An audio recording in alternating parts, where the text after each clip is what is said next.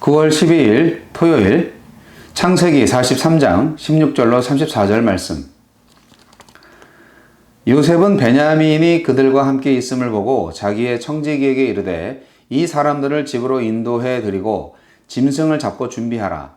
이 사람들이 정오에 나와 함께 먹을 것이니라.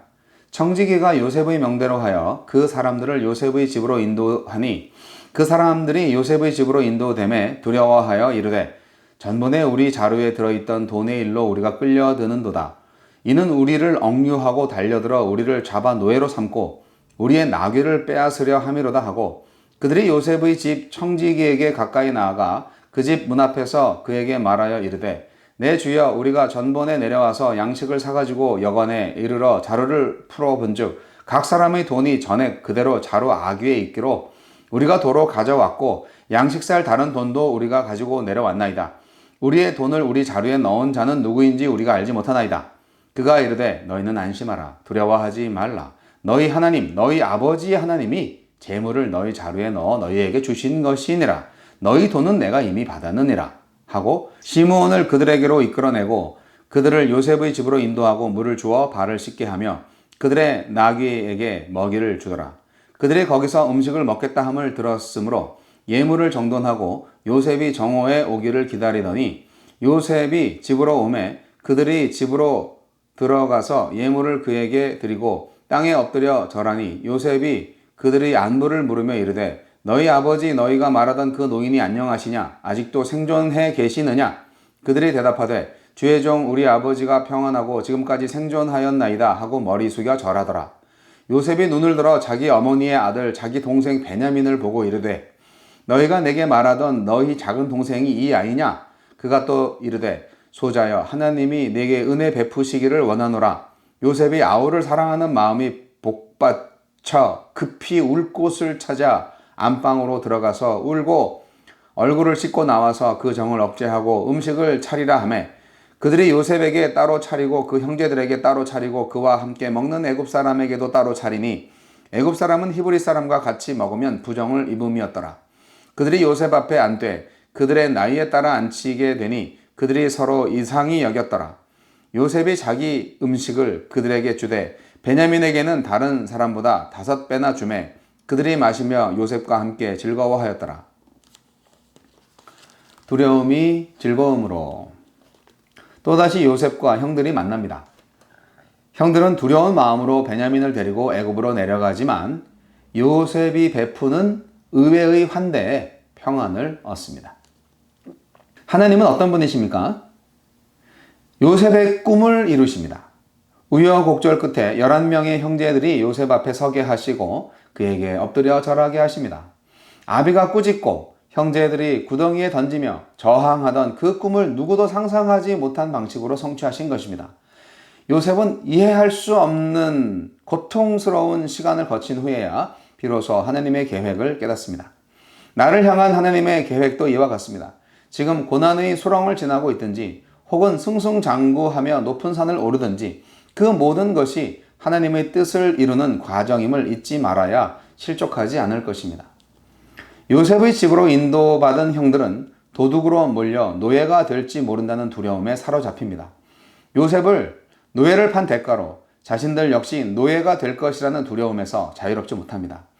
이처럼 해결되지 않은 죄는 늘 마음의 죄책감으로 남습니다. 그들은 하나님과 요셉 앞에서 죄를 고백한 후에야 비로소 불안에서 벗어날 수 있을 것입니다. 내 안에 묵은 죄악을 더 이상 덮어두지 말고 속히 주님께 아뢰읍시다.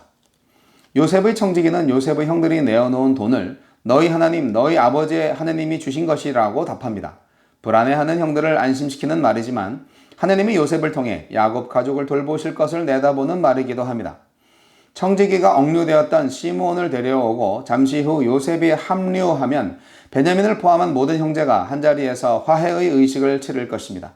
전에 요셉의 안녕을 거절했고 지금도 요셉이 베푼 은혜를 의심하는 형들이지만 하느님은 끝내 그들을 샬롬으로 인도해 가십니다. 우리에게도 이런 일방적인 사랑과 은혜로 안식을 주실 것입니다. 요셉은 야곱의 안녕을 묻고 주께서 베냐민에게 은혜 베푸시기를 구합니다. 야곱이 베냐민을 위해 전능하신 하나님의 은혜를 구한 것이 이렇게 응답받습니다. 하나님의 은혜는 하나님의 은혜를 바라며 기도하는 이들을 위해 항상 이미 준비되어 있습니다. 다만 자기 힘을 믿고 하나님을 의지하지 않기에 누리지 못할 뿐입니다. 참된 회개를 허락하셔서 참 자유와 평안을 누리게 하소서.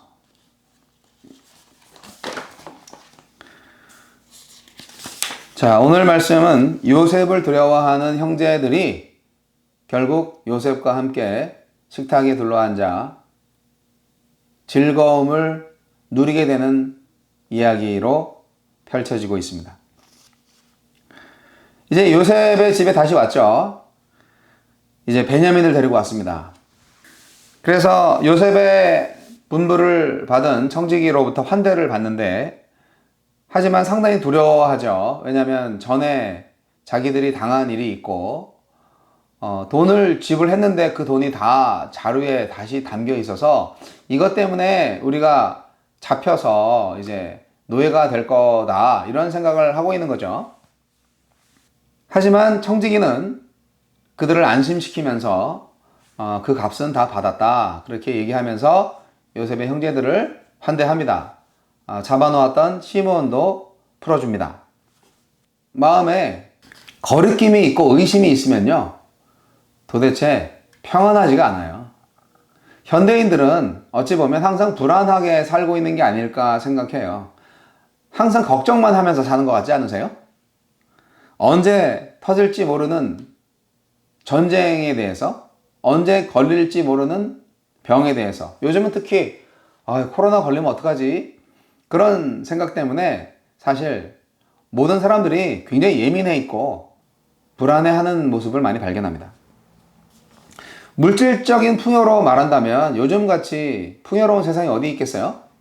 모두가 다 잘 사는 편인데, 하지만 또 다른 사람들은 환경 오염이 장난 아니야, 결국 지구는 멸망할 거야, 그렇게 생각하면서 또 불안을 야기시키는 그런 분위기 메이커가 계십니다. 이 두려움은요, 결국 하나님을 떠난 인간의 죄 때문이 아닐까 생각을 하는 것이죠. 저는 인간이 근원적인 두려움으로부터 해방될 수 있는 길은 딱 한 가지밖에 없습니다. 죄를 해결하는 거죠. 야곱의 12아들이 실로 20년 만에 만났습니다. 요셉은 이제 형제들한테 물어봅니다. 아버지가 살아계시냐? 그리고 이제 동생 베냐민을 보니까 너무나 감정이 북받쳐서 울음을 참지 못해서 급히 자기 안방으로 들어가서 통곡을 하고, 그리고 다시 추스리고 나와서 아민 척 하면서 요셉의 형제들과 함께 식사를 나누는 모습이 오늘 본문 말씀의 내용입니다. 요셉이 형제들을 알죠.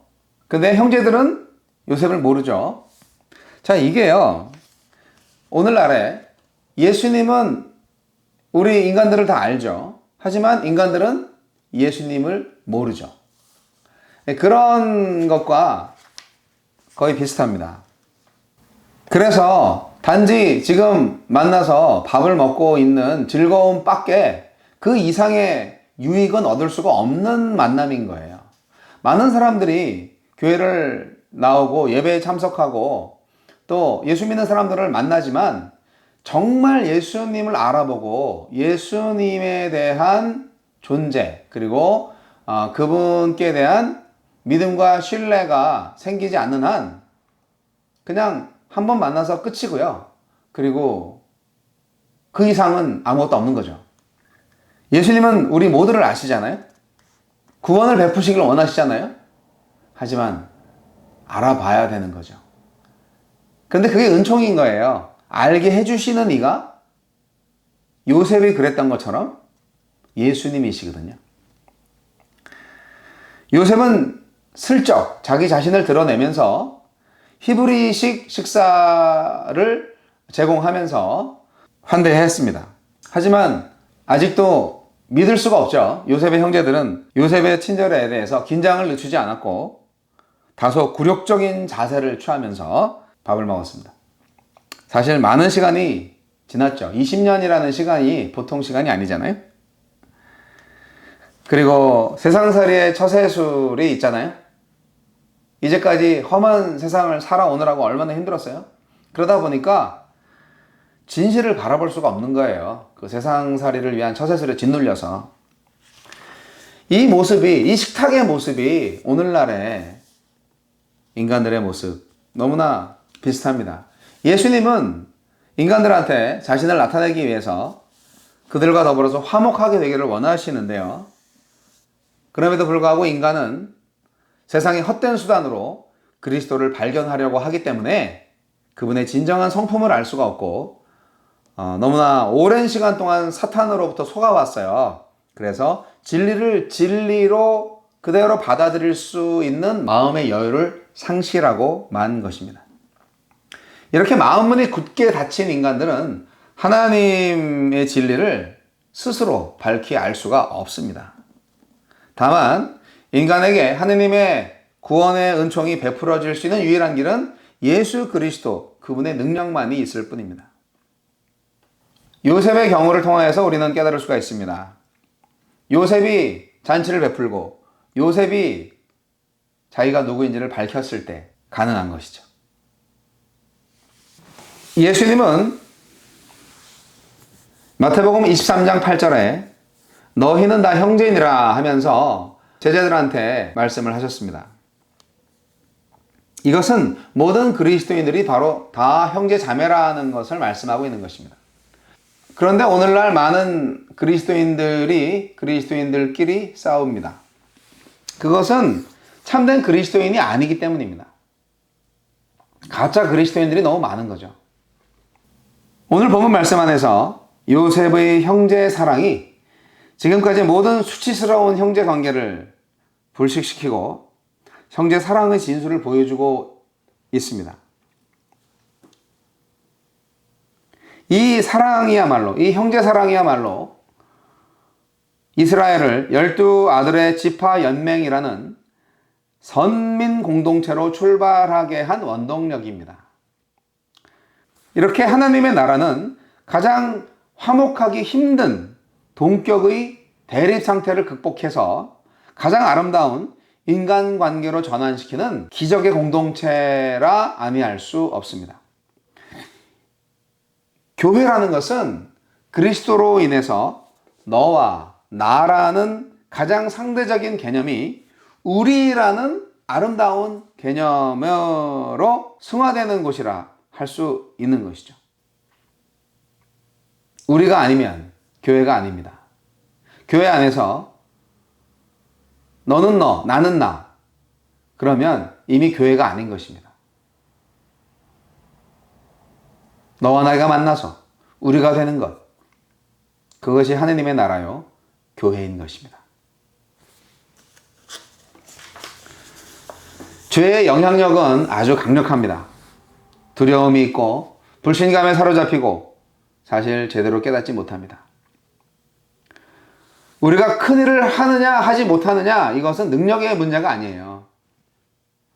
가장 우선되는 것은요, 죄를 품고 있느냐 그것을 토해내느냐, 죄의 문제를 해결할 수가 있느냐, 이게 가장 큰 문제예요.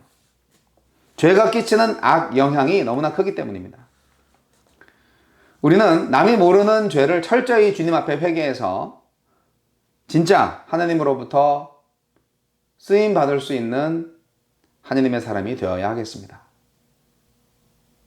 다시 말씀드립니다. 우리가 뭔가 할 수 있다, 할 수 없다는 능력의 문제가 아니라, 재능의 문제가 아니라 죄가 있냐 없냐, 거룩성의 문제라는 것을 다시 한번 강조하고 싶습니다. 오늘도 거룩한 하루 보내시기 바랍니다. 그 거룩함의 열매는 바로 형제 사랑입니다.